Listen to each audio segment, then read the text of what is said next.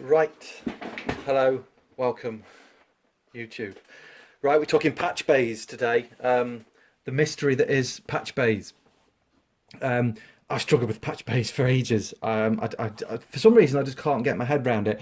If you see my other videos, I've got, you can't see it on this video, but I've got tons of gear set up in here. It's all MIDI linked together, everything's synchronized together. I could do that no problem. When it comes to patchbays, my mind just doesn't, for some reason, didn't seem to want to comprehend how to use them all until this week.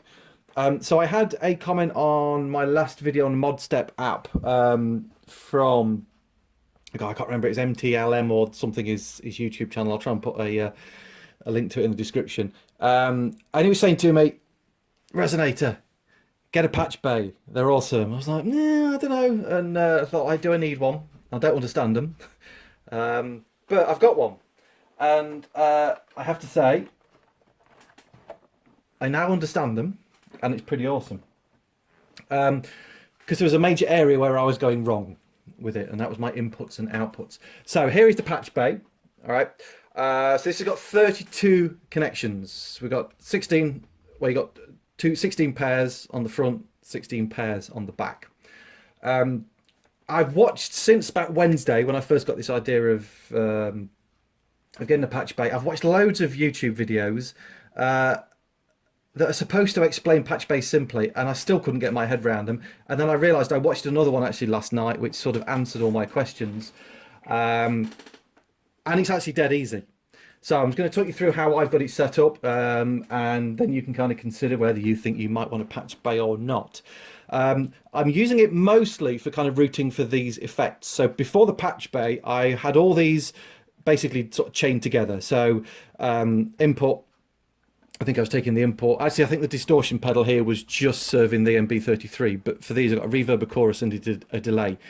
So I was taking, basically they were with an auxiliary send and return from the MX1, which you can just about see up here.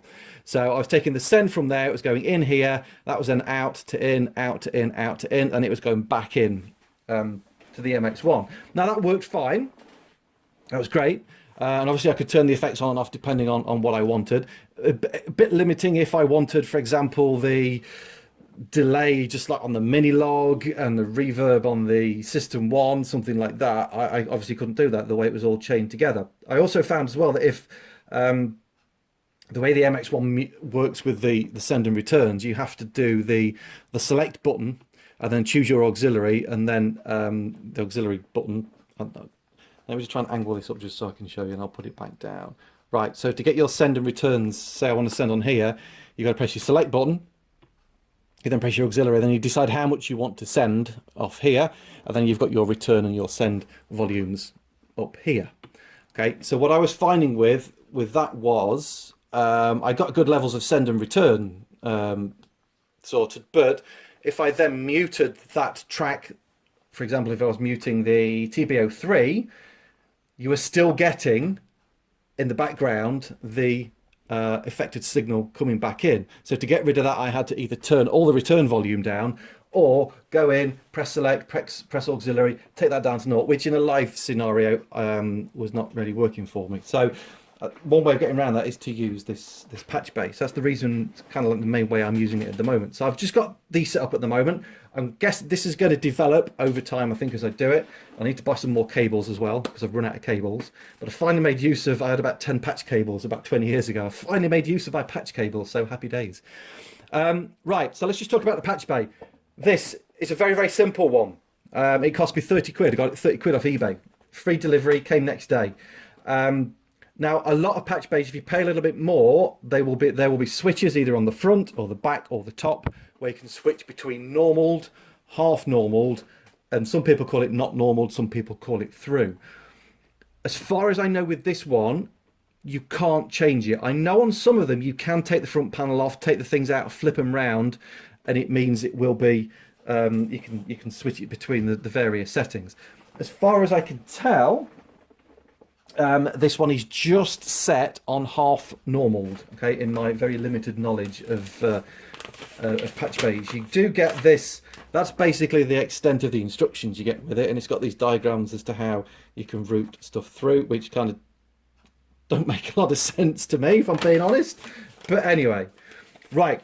The biggest area where I was going wrong was the inputs and outputs. So I've been watching all these tutorial videos. Basically, everybody was saying, right, so you've got two rows, which you hopefully can just about see. So you've got your top row there, and everybody always says top row is always inputs. No, it's not. Start again. Top row is always outputs. Bottom row is always inputs. And a good kind of way of remembering that is it's like a waterfall. So your waterfall flows from your output from the top down to the inputs and the bottom. So what I kind of thought was, okay, so they are my top row are my outputs. So for example, if I was putting the Volca base into it, what I assumed was the output from the Volca base should go to the input of the patch box. Completely wrong. That's where I was going wrong. Okay, so your outputs go to outputs, inputs go to inputs. So I've patched a few of the gear a few bits of my gear in at the moment. I'll just kind of talk through the cabling that I've got at the moment. At the moment, I'm not kind of quite going to get my head around how I'm going to do the audio from, because we've got the System 1, the TR8, the TB03 and the TB3 are all doing their audio over USB into the MX1. So I'm not using the normal audio out. I've obviously got the audio out cables for those, but getting that back into the MX1 is not going to work because of the USB thing. But having said that, they've got inbuilt effects in them anyway. And worst case, with a bit of patching about, I could always do a send and return on those. So I'm not too concerned about those at the moment. The main thing I wanted to get some effects on were the MB33, just to get a bit of delay, distortion, and a bit of reverb. And possibly the mini log, which you can just see the corner of here. So I could put that through this chorus and so on. And like I say, it may develop over time. Anyway, because things like, obviously, the TB3, the TB03 have got some inbuilt effects.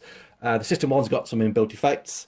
Yes, the mini log's got the delay built in, but it's not got reverb or anything like that. The Electribe, which is over here, this way, which you won't be able to see, obviously it's got tons of effects in it. So that's the way I'm working at the moment. So basically, simple way of hopefully describing how to connect your gear together. So let's just say, right, I'm going to do let's do the MB33, as you can see it just here. Right, so previously, before the patch bay, the output of this was plugged to the input of the MX1, okay, on channel 3. Let's just pull that up very slightly so you can see that. Okay, so that was going into channel 3, right? And I'm actually playing the MB33 from the Electribe, because the Electribe is connected to that via MIDI. So when I press the pad on the Electribe, which I'm pressing over here, okay, the Electribe is just here, I'm pressing that pad. Okay, and that's on this channel here. So obviously I've got control of the volume.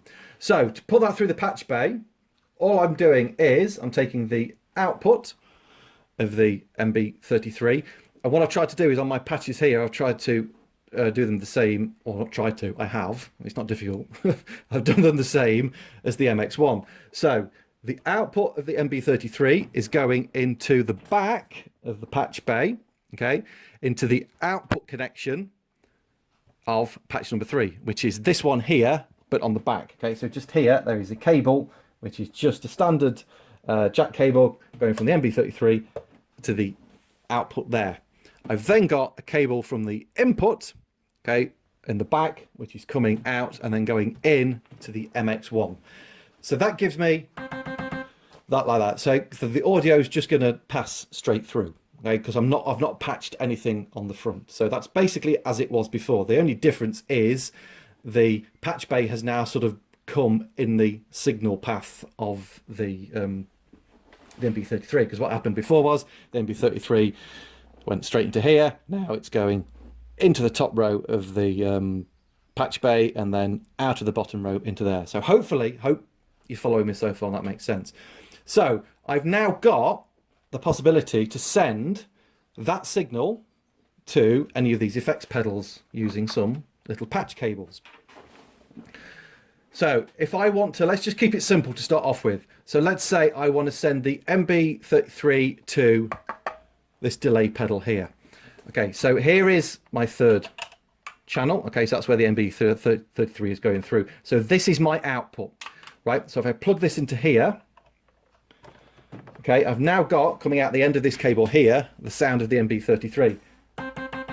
Okay, now if that was a normal connection, I think that would disconnect that and you wouldn't hear it. If it's half normal, you still hear it, which is why I think it's half normal like that, and it seems to be set on that. Right, my distortion pedal, I can't remember which channel I put it in on. Trusty notebook time, because I need to label all this so I know what's what. Is on 9. Okay, so here is 9.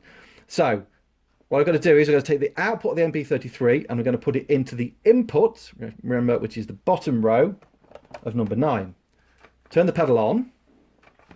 I've got a dodgy power cable here, which I need to sort out. Stay on. There we go. Okay, so that pedal's now on. Right, now if I play the MB33, it's not changed. Okay, nothing's happened because I need to send that signal back to the input of here. Okay, so I'm taking another patch cable. I'm going to take the output of number 9. That's going to go to the input of number 3. So what's happening is that signal is going through to there, and it's passing through here, and it's coming back. Okay, so let's just turn that so you can now hear.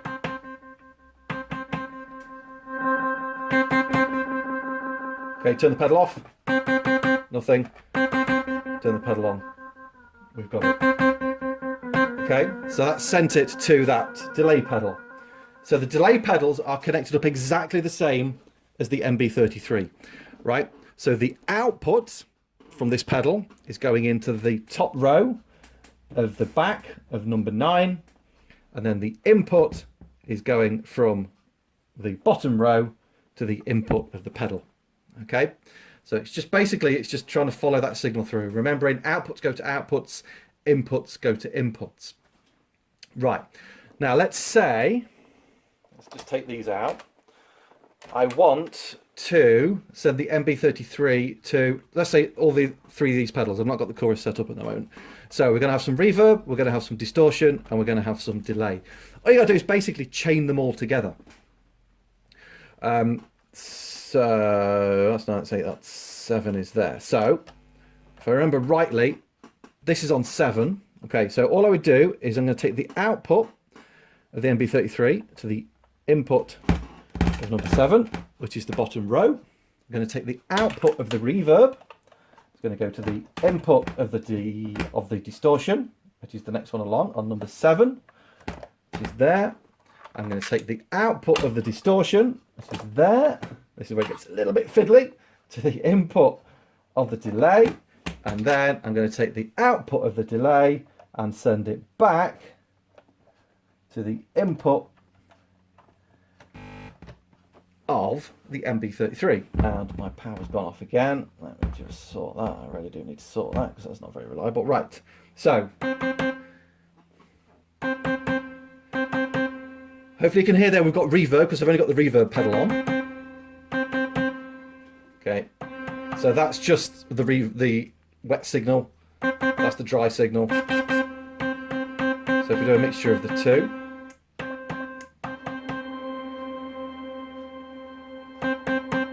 Okay, so we've got a massive amount of reverb on that now. Okay, let's put the delay on. Okay, we've now got the delay. And if we put the distortion on,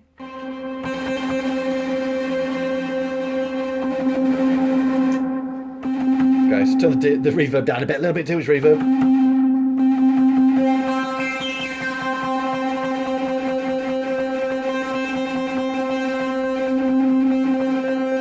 Okay, let's turn those off, just the distortion.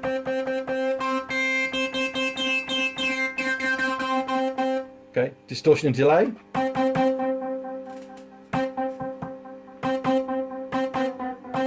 Okay, so obviously I can then, once I've got the chorus in, I could daisy chain those through and do it that way around as well. Obviously I could send the mini log, because I've got the mini log is going in on number 2 at the moment, so I could send the mini log to any of those effects. If I wanted to send the mini log and the MB33 to these effects, what I would need to do is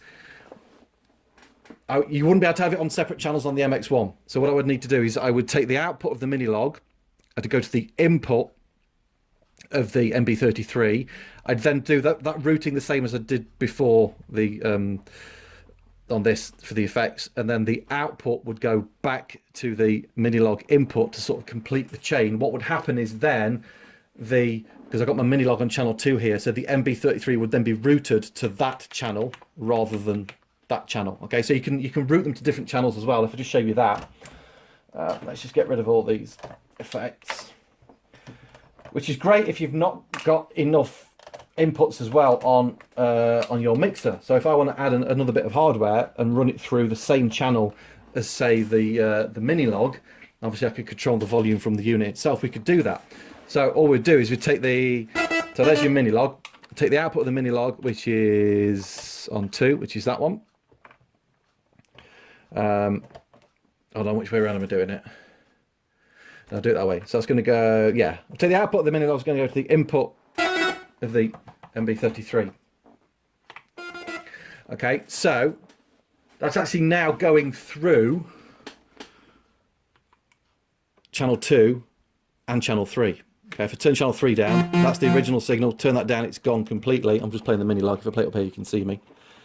Okay, but if now I turn up channel 3, okay, we've now routed that to the MB33. And I think if we take, because we still get some, we're getting a double signal on that. Will that get rid of that? I think if I plug that in there, yeah, if I plug that in, that actually gets rid of, kind of cancels out the connection on the on channel 2. Okay, so it's now all controlled by that rather than that. Okay, if that was plugged in, sorry, if that was plugged out, I'm still getting the mini log on 2 as well. Okay, so you've got loads and loads of different routing possibilities. It's just really down to using your imagination as to where you want to go with it. And you might not need a patch bay, depends on what kind of gear you've got. But it's very, very useful, I think, just for routing stuff in different ways, and some creative ideas that you may not have thought of before. Because obviously you can route audio into the mini log, so we could do that, because you've basically just got your inputs and your outputs all on the front. It's just really down to having enough cables at the end of the day. So I need to go on Amazon or eBay, I think, and buy a load more cables because I've run out. Right, hopefully that's of interest. Hopefully that's kind of explained patch bays in a simple way, simpler than any video I've found anyway on YouTube. They make sense to me now, and I'm really happy that I understand patch bays. So all good. If you got any comments or any other suggestions or any tips that might help me, you know, any suggestions how you might be using your patch bays, then leave them in the obviously stick them in the comments below.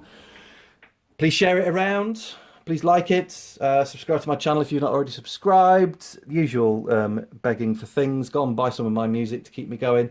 Or, worst case, just sit and watch the advert before the videos, because that gives me a few pounds as well, and it helps me keep going and doing all of this. Okay, thanks for watching. I will see you on the next video. Cheers.